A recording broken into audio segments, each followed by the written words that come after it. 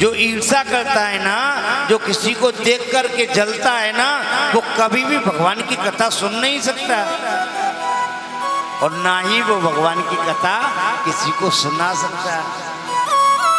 व्यथा तो सुना देगा लेकिन भगवान की कथा नहीं सुनाएगा, क्योंकि भगवान की कथा ही तो एक कथा है, बाकी तो दुनिया में सब व्यथा ही व्यथा है। जनक महाराज ने सुखदेव जी महाराज को खड़े होने की आज्ञा दे दी। अपने दरवाजे पर 4-5 दिन तक सुखदेव जी खड़े रहे, लेकिन सुखदेव जी को क्रोध नहीं आया, शांत रहे। स्वयं जनक राज विदेहराज जनक दरवाजे पर आए और सुखदेव जी को जो है प्रणाम किया। सुखदेव जी ने कहा, मैं आपसे भागवत जी का उपदेश सीखने के लिए आया हूँ, मैं आपसे शिक्षा लेने के लिए आया हूँ। जनक जी ने कहा, मैं आपको क्या शिक्षा सिखाऊंगा, आप तो स्वयं ज्ञान की मूर्ति हैं, आप तो स्वयं प्रेम की मूर्ति हैं, आप तो स्वयं वेदांत की मूर्ति हैं, मैं आपको क्या वेदांत सिखाऊंगा। ठीक है, आप आए हो, आपका स्वागत है, आपका सम्मान है। और महलों में अपने सेवकों को आज्ञा दी कि महाराज आए हैं, इनकी अच्छी तरह से सेवा करो, किसी भी प्रकार का कोई कष्ट नहीं होना चाहिए। जिस कक्ष में सुखदेव जी महाराज रह रहे हैं, वहाँ पर नवयुवतियाँ 16-16 साल की लड़कियों को किसी को दूध लेकर के भेजा, किसी को पानी लेकर के भेजा, कोई 56 भोग लेकर के जा रही है, कोई सुखदेव जी के चरण दबा रही है, कोई हाथ दबा रही है, कोई उनके केस संवार रही है। सैकड़ों स्त्रियां सुखदेव जी के शरीर को आलिंगन कर रही हैं, परंतु सुखदेव जी महाराज तो भगवान में लीन है, भगवान में लीन है। क्योंकि जो भगवान के भक्त होते हैं ना, वो दुनियादारी से मतलब नहीं रखते, उन्हें तो हर समय केवल भगवान की ही याद सताती है। प्यारे भगवत प्रेमियों, जनक महाराज बड़े प्रसन्न हुए और जनक महाराज ने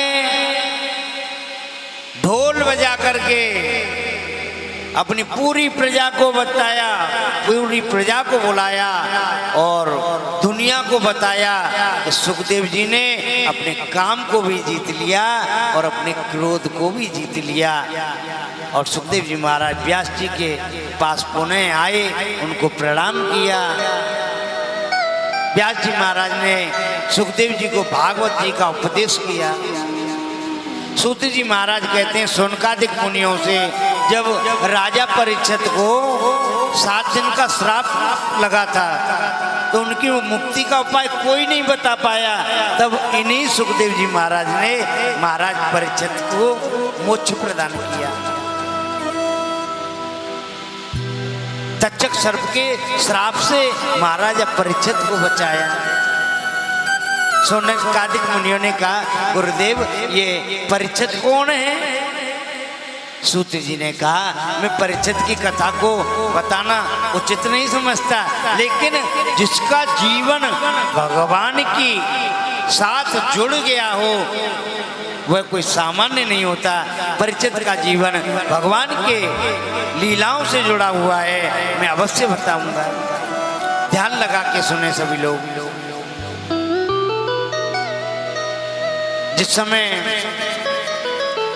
कौरवों का और पांडवों का युद्ध चल रहा था और महाभारत के युद्ध में सभी कौरव मारे गए, जितने भी कौरव थे सभी मारे गए और जो दुर्योधन है वो जमीन पर धराशायी होकर के पड़ा हुआ है। एक दुर्योधन का सखा है जिसका नाम है अश्वत्थामा, जो महर्षि द्रोणाचार्य जी का पुत्र है।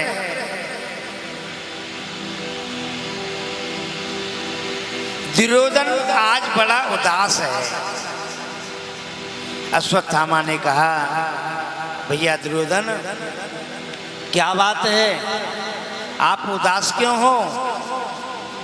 बोले कि मैं इसलिए उदास हूँ, मेरे सभी भाई मारे गए, जितनी भी सेना थी वो सब मारे गए, अकेला मैं बचा हूँ और ये सांसें ना जाने कब तक चल रही हैं, कोई भरोसा नहीं है। लेकिन मैं अपने उद्देश्य में कामयाब नहीं हो पाया, मैं पांडवों को मार नहीं पाया। अश्वत्थामा ने कहा, मित्र मैंने तो आपको कई बार बोला था कि एक बार अपनी सेना का सेनापति मुझे बना करके देखो। तो दुर्योधन ने कहा, ठीक है, आज से तुम सेनापति हो।